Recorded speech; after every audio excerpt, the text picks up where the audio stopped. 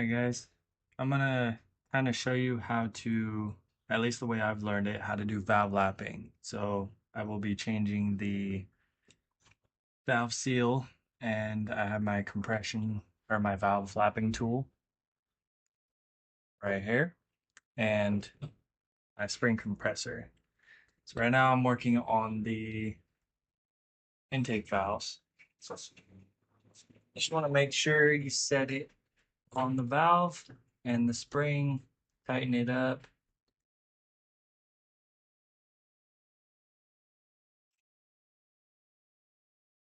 And you want to push it in just enough to get the retainers out. It looks like they're all loosened up now. And what I'm using is just pocket screwdriver with a little magnet.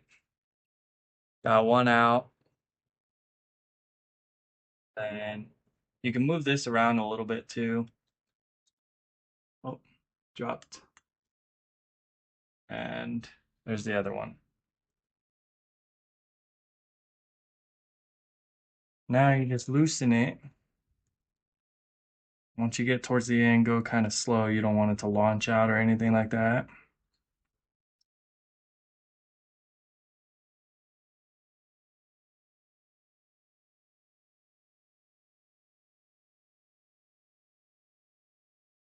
You can feel as soon as it loses pressure and wants to release. Obviously, you don't want to hit the surface of the head or anything like that. So now you got the spring, you got the top, and then to make it a little easier when you flip the head to do the valve lapping, take this piece out.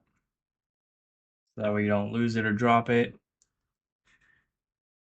Push the valve out.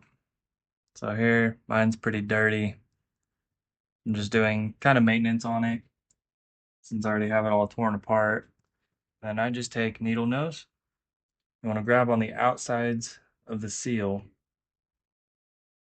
squeeze it a little tight, and just kind of move it back and forth, twist, however it wants to come out.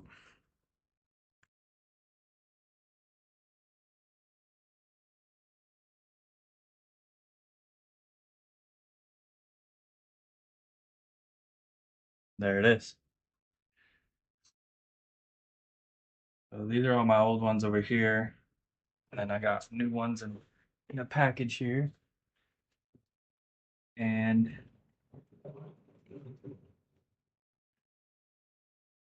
let me see. I don't know. Yeah, you can't see in the video. But on the top, on this inside piece, it shows if it's intake or exhaust. If it's intake, it'll show a IN. If it's exhaust, it'll show EX. So next step, you actually don't want to put this on just yet. Kind of jumping the gun here. Set it aside. Now you have free play and all the movement you need for lapping. So you can check your surfaces, see what's going on. And then what I do is I take my drill, I have a rubber hose. Stick my valve on there.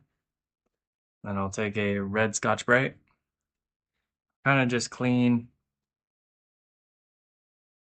without hitting the main contact surface too much. I just go really slow just to get off some of the carbon buildup and whatever gunk is on there. Just go back and forth with your thumb a little bit to kind of control where it's going.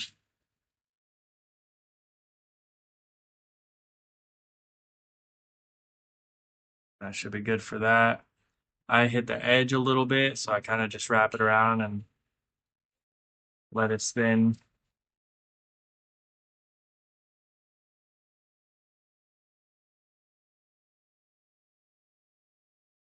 I can feel if it's catching. all this buildup on the edge, and as soon as you feel it go smooth, you can take it off. And then I also try to hit the top of it. This part's hard, so I'll kind of hold it, or you can set the Scotch-Brite on the ground, hold it in place.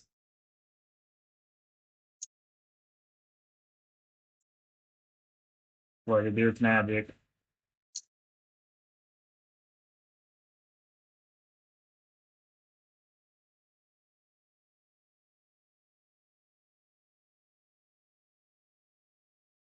That looks pretty good to me. So you can kind of tell it's cleaned up a little bit. You have a shiny contact point. You don't want shiny. Then this, you can just do by hand a little bit. Just to get it looking a little better, get some of that gunk off of there.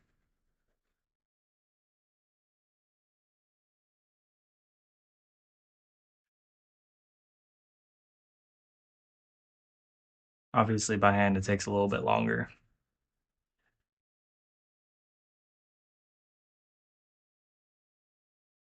You gotta think too, this is where the combustion chamber's at. So whatever is on, whatever you want to clean off, it's on there good. So it's gonna take a little bit of time.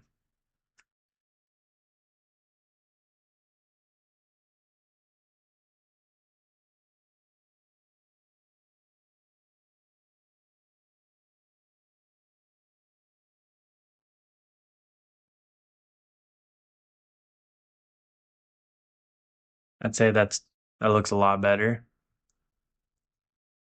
My goal is just to clean them up a little bit, but my main goal is this contact point.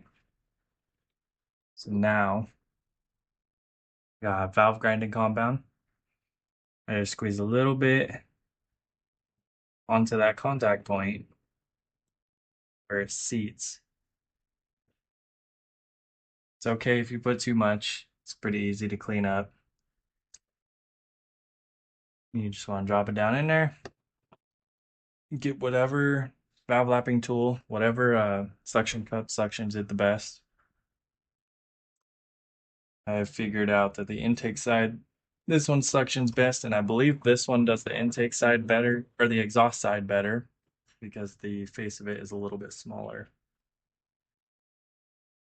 And you can hear how rough it is. That is the compound that's inside the valve grinding. So you just want to keep going, not too much pressure.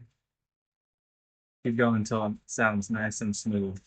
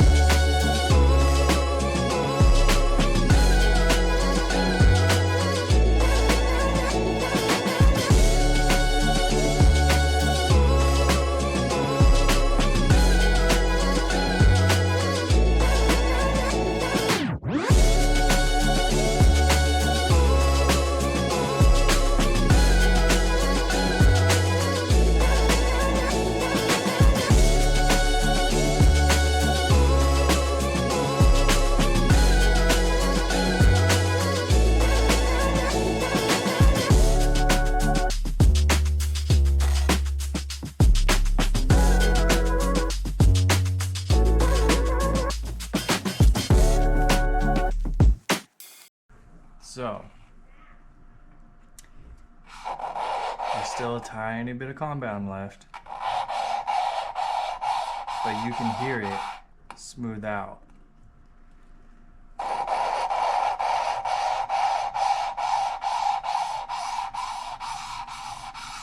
Right there, that's what you want.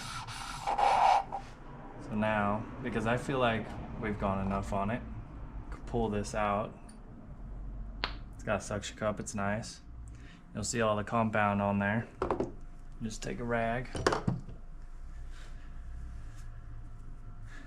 Just kind of wipe it off.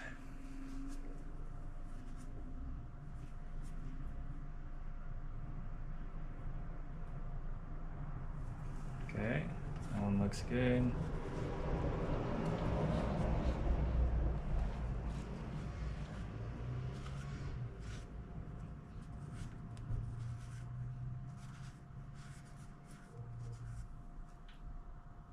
That side looks good too. So like I said, you don't want a shiny surface. We got a dull looking surface. Now mind you, I'm not a machine shop, so it's not gonna be perfect, but it will definitely prolong the life.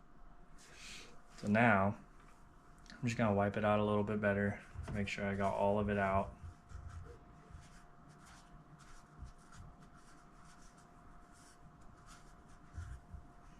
Okay, just wipe this off one more time on a clean spot on the rag. And then you can it won't hurt to run your fingers over it to feel it either. Perfect. So, now you want to flip the head back up. We're working out of this one right here. To get the seal in, 10mm socket, long socket, is going to be your best friend. It fits in there nice and snug. Just want to put it on the top, and you're going to lightly tap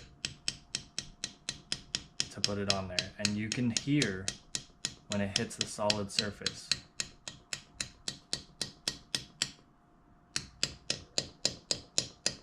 The sound changes. I go around just a couple more times, make sure it's seated correctly. Alright, there it is, it's in there. And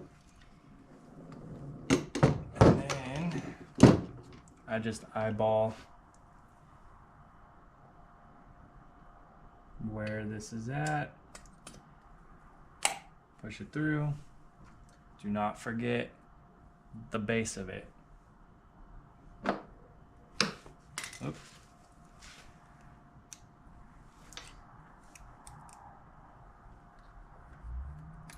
Just kind of want to use your finger to push it off the magnet. Use your screwdriver, make sure it's down all the way at the bottom. There's no particular position or groove that it sits in. Now you want to take this. You gotta be careful right here too, because it will just fall. Set that on there, and that's when you get your tool, your spring compressing tool. And there's many different kinds of these on the web or even in store. So you can pick whichever one works for you better. This is the hard part, because you gotta stay on the spring. You gotta make sure that you're on the other side of the valve,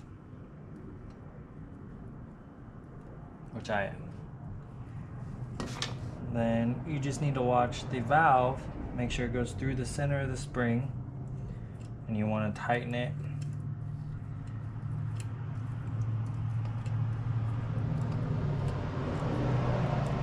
You want to go past it a ways, so that way you can get the retainers back in. Now the retainers.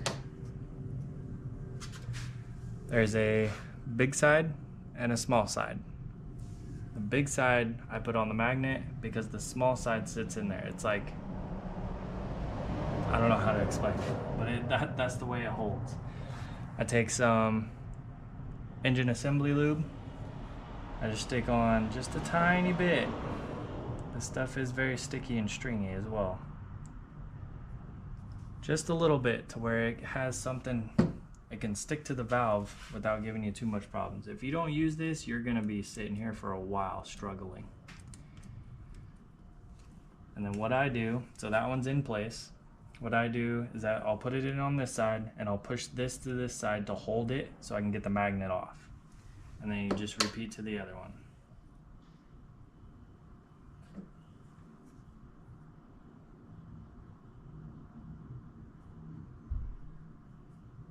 Just a little bit on there. And then it's already kind of pushed to this side. So you just want to get it in there. And then you can push this the opposite direction to grab that just to get the magnet off. And then I'll flip it over, kind of move it in place. I wish I can get a closer up video for you guys, but I'm on a stand right now and it'd be really hard to get you in a good spot to see what's going on.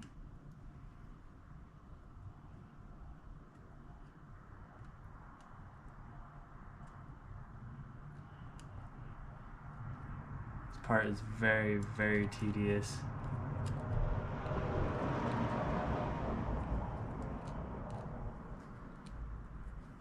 There we go. I felt it kind of set in place. So now you want to go slow. Make sure you're centered coming off of it.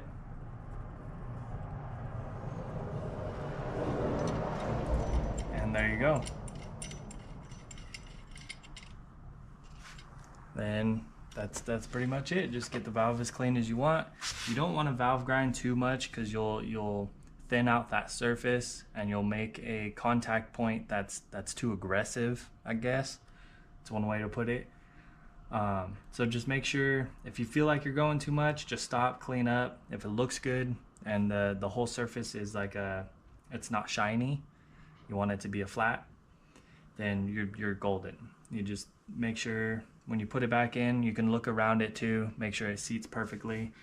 And then you just want to be careful with those retainers. Do not lose them. They just do not lose them or you're gonna have a headache. So far I got these ones. I still have this one to go, and then I got exhaust side, but it's all the same, going back and forth to each one. I already did one head. I just got that one done and over with. It took me a while. I've been kind of pushing off this project because it's a lot of work. It's very tedious, and I'm just trying to gain the motivation back to get it done.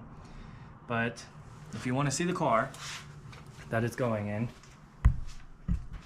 don't mind the mess.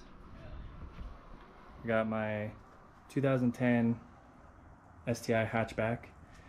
I'm trying to get it, I'm gonna get the body looking a lot better. Right now I have it resting in my driveway because I don't have room in the garage. Obviously no headlights, everything's out from under there.